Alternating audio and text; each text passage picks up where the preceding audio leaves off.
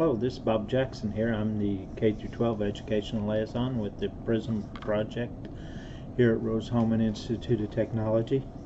I've been making a series of informational videos on Moodle applications. Most recently I've been making videos on quiz question types.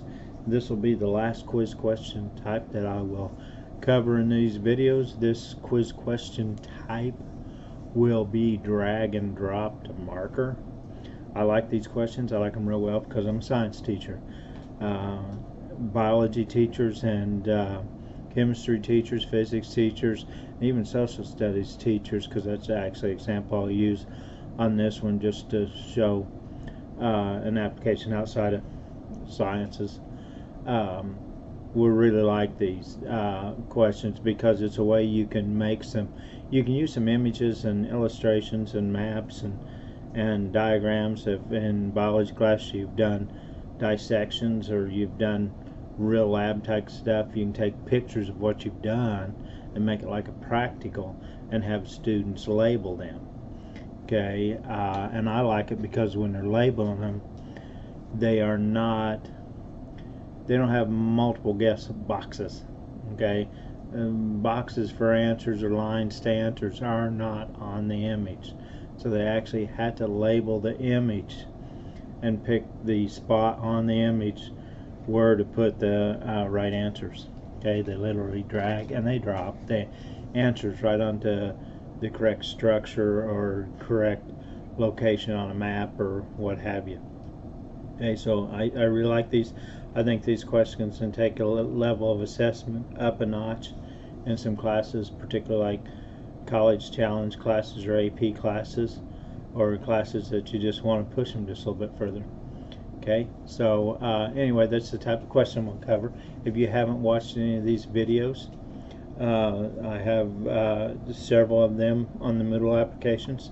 You can find them by going to our website, roseprism.org, and on the main page you'll see over here in a block over to the right hand side you will see help and extras, and it says videos and tutorials. If you'll click on that, then you'll see here are each of the informational videos that I've made on Moodle applications, Moodle quiz questions, Moodle quiz activity, how to create one for the first time and put it on your course, to the different quiz question types that you can put into your assessments, to even some games that you can integrate into your Moodle courses, and then one on lesson activity and how you set up a lesson activity. Okay, so if you're interested in watching them, please do. I'm also asking teachers to create their own videos and put them on YouTube and then submit me the URLs, and I'd be glad to put teacher-made videos onto our website to share with other teachers some of the great things that you're doing with your Moodle courses. Okay, so let's go back in here. I'll go to my chemistry course, okay, and start showing you how to do this. Okay, I'm just going to go straight to the quiz activity, okay, and add my questions. Now then, if you haven't got a quiz activity on there and you're just creating questions, if you're on the Boost theme on your course, in other words your menus look like this, then you come up here to the upper right hand corner of the page. You can click on More and go right to your quiz question banks, where you can start adding questions to the banks and then add them to any quiz activity that you want to on your courses. Okay, now then, if you don't have the Boost theme and your screen looks more like this on your course, and you have the blocks over here, if you'll come down on this side in the administration block, you'll see question bank, and that will take you right into your question banks. Okay, so I want to go back to my chemistry course again. I just wanted to show you for if you're just going to add questions and create your questions and then add them to whatever quizzes or assessments you want to later, you can. Okay, I'm going to go to a quiz activity. So I created a quiz activity on this section of my course. I would click on it. If it's the very first time that I've opened that quiz activity up, I'm going to have a button here that'll say add questions, but since I've been in here and making questions and have left and coming back, what you need to do is you go over here on the right hand side, you see the edit icon, you click on it. Don't go to edit settings, go to edit quiz, and then any of these add buttons you can click on. It's where you're going to add in the question. It would just insert the question in between these if you clicked on either one of these, but you can move them around as you want to when you're done. Okay, so I'm going to click add new question. What I said I'm doing now is the drag and drop marker. Okay, now then, I'm in here. This is the editing page here. First thing you want to do is you want to make sure that you select a correct category that your question is to go into, so you can keep your quiz questions organized in your question bank. You should have a category for each one of your different courses, and maybe even units within your courses. It's up to you. Keep your questions organized. Okay, so you want to always check that. I'm making all these just go in here. Okay, you can move your questions later if you need to. Okay, quiz question name, you can put whatever you want to in here. This is you can do a thing like this. You can put a name of a unit if you wanted to in here, and then the question number. This could help you organize your questions in your question banks down the road. Okay, if you have some sort of organizational name or number that you put in here. Okay, you're going to put your quiz. You're going to put your quiz actual question in here. So I'm going to put label the states properly, because I'm going to give a US map just as an example to use. Okay, well, by dragging and dropping the proper name of a state on the map below. Okay, now then, your default points there, you can make this worth whatever number of points you want. So I'll go like 3 points. Okay, you can put whatever you'd want to make a question worth. Any feedback you're going to give as the right answer, you can put a labeled map in here as the right answer. Did students get his feedback after they're done with the tests, and whether that's deferred feedback or immediate feedback will be up to you when you do the settings on the quiz activity itself. Okay, you can give an ID number here, or you just give numbers if you want to for each one of your questions, and help you organize them in your categories. Okay, I don't use it. Okay, now you may want to select this is highlight drop zones which have not had the correct marker dropped on them. This will help a student realize what they haven't got done yet. Okay, that's up to you, and you'll, as you use these more, you'll determine whether you want to use that or not. Okay, now then, you need to get a good image. Okay, and you'll have to play around with the size that you import in to make sure it's an appropriate size, that it's viewed good size and so forth in the actual when they open it up. And also that will take a little bit of trial and error for you to figure out what sizes will work best.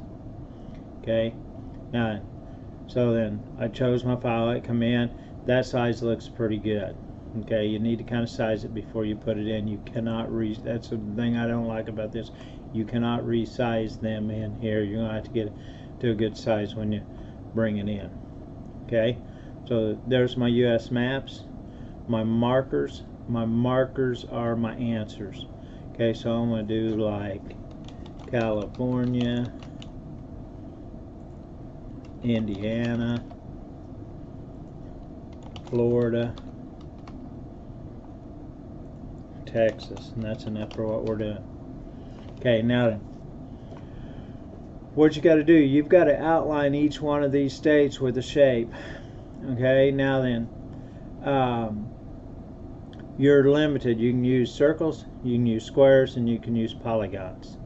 Okay, and I'm doing this one because I want to show you polygons. If you use circles, I'll show you the circles, but circles don't work very good for states. Okay, it's all according to what you're labeling. If I take a circle, okay, and I put it with California, okay, I'm not really going to use circle for it. Then I get a circle here, and I have to bring it down here, and then that circle I can stretch it out in size to cover whatever it is I'm doing. Okay, but circles won't work best. The same thing with squares. If I decide to use a square instead on California, then, or I'm not square, but rectangle, okay, it'll appear as a square. Okay, then you can stretch it and you can move it around to cover. So if you have square things to measure or rectangular things to measure or to put it around on images, you can do it. So you can change the size of it like this. You can drag and drop it into place. Like if I was doing Montana right there, I could do Montana by dragging this around and getting it in place and adjusting my size to Montana, and it would work okay. Alright, but now then, Montana's not one of mine, so I don't want squares or circles. I want to use polygons, okay, because I can virtually make the shape of California with a polygon, at least good enough for doing this. Okay, so I come over here. Now then, this is a polygon, even though it still looks like a square. Okay, now then, I can drag these. Now then, I take this here, then I run into a problem. I haven't got enough vertices. What you do is grab one of your vertices out of here 10. You can either do this one or you can do this guy. I'm clicking on Control on my keyboard and then taking this move icon onto vertices, and you'll see it'll make me another one that'll drag down here. Okay, and then make me another one and drag down here. Okay, and then I can get my shape for, there we go. I can get my shape for California made. Okay, what you do, you click on the Control key on the keyboard, and then you'll click on the vertices with your mouse, or on the vertex. Okay, one of them, you can make shapes. So that's California. Okay, now I want to go to Indiana. So I come down here. These are drop zones I'm doing. So I'm selecting Indiana, and then I want to do a polygon. Okay, so now then, it'll always put it up here in the corner. I want to drag it over here to Indiana. I'm going to put one vertex on one of the corners of Indiana. I'm going to drag one of them down here. And now then, I'm going to put that in up there. Okay, it always gives you the triangle to begin with. Now grab one of these vertexes, and I'm pushing Control and my mouse. I'm clicking on my mouse, the left on my mouse, laying it down, and then clicking it again, and then laying it down. I made the shape for Indiana. Good enough for what we need it for. Okay, and then I'm going to go to Florida. Okay, so I go to Florida, select Florida here, go to Polygon, and then I come up here. I got a triangle here for Florida. I'm going to drag it down here, and then I'm going to get these vertices kind of drug into place. Okay,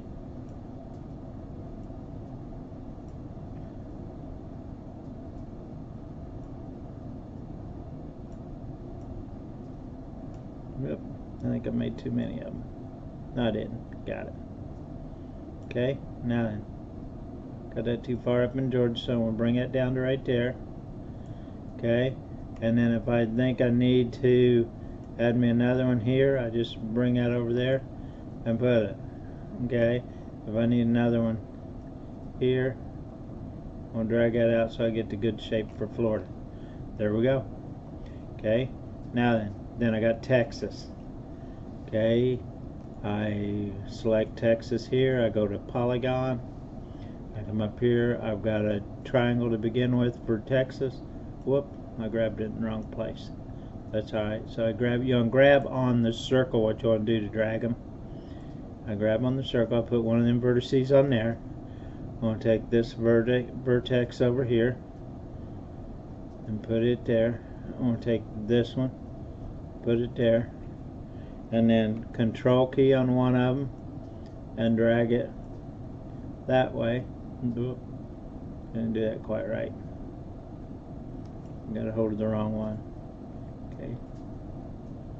Take that there. Okay, now then. I'll build that. Okay. Now I'm pushing down on the control key each time I do this. Each time I want to make another vertex, I push on the control key. Okay. And then we'll go another one. Then another one, pushing on the control key, and then dragging. Pushing on the control key, dragging. Okay, pushing on control key, whoop. Then get the control key pushed. Push on control key, drag it. Made me a whoop. Didn't do that right. Okay. If you do that, what I did was I had a hold of the wrong square. You can just go back and grab one. Then I'll drag this one in place there. Okay. Then we'll drag this a little bit further so I cover the entire state. Then I want another vertex right in between here. So I cover the whole state right there. Okay. And then if you're wanting to get more exact with it, you can bring that in there. Then bring this guy here, and you pretty well have Texas covered with a polygon.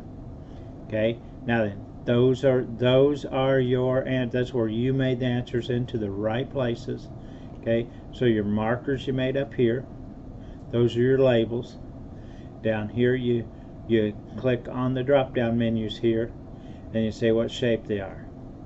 Once you give the shapes, it's making coordinates for the regions of space where the correct answer will be dropped. Okay, it used to be you had to put these in. Okay, when first doing these types of questions, now it's easier with being able to make shapes just like we did.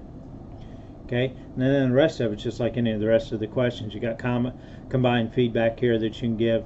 Your answer is correct. You can put some emojis in there, say good job, whatever you want to, and incorrect responses. And then multiple tries down here. This is if you give them multiple tries, multiple attempts on quizzes, then you can take the point value down with each try. This is set at 30. It's by default it's set at 33.33%. So with each try drop, you can change that. Okay, if you so want to use it. Okay, and that question is set up. Let me scan up here, make sure I've got everything on it. Okay. Yes. Okay. So then I'm going to go save changes. And then my question's going to appear down here. I can preview it by clicking on the preview button over here. And then there's my question. Now then, you want to train your students when you're doing these questions that you drag and drop. Like here's California. Okay, that little circle that's right there in the corner, that's what has to be in the proper area. Okay, like this would not be right because the circle's sitting out in the ocean. Okay, it's not in the state, it's not in the lines I've drawn. You got to train your students that it has to go within the shape, or right on the organ, or right on the whatever it is you're labeling. Okay, the important thing is where this is, not where this is. Okay, so like that would be a right answer, this would be a right answer, this would be a right answer, this would be right. Anywhere inside California would be a right answer. I don't care whether you're down at Los Angeles or whether you're up at San Francisco. Okay, but this would be a wrong answer. Even though California students said, well, California's laying on California. You know, you got to train them that when you're doing these questions, the circle has to be inside the box, okay, or on the organ.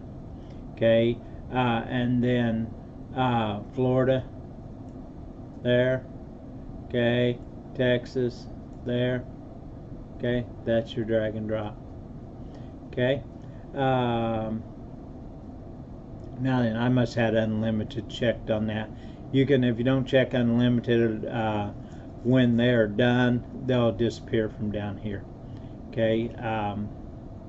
Okay. That's it. That's the question type done there. If you have questions on it or need some help, please let me know.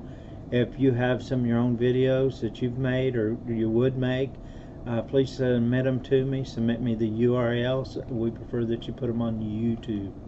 Okay, that's a wrap. Thank you for your time. Have a good week at school.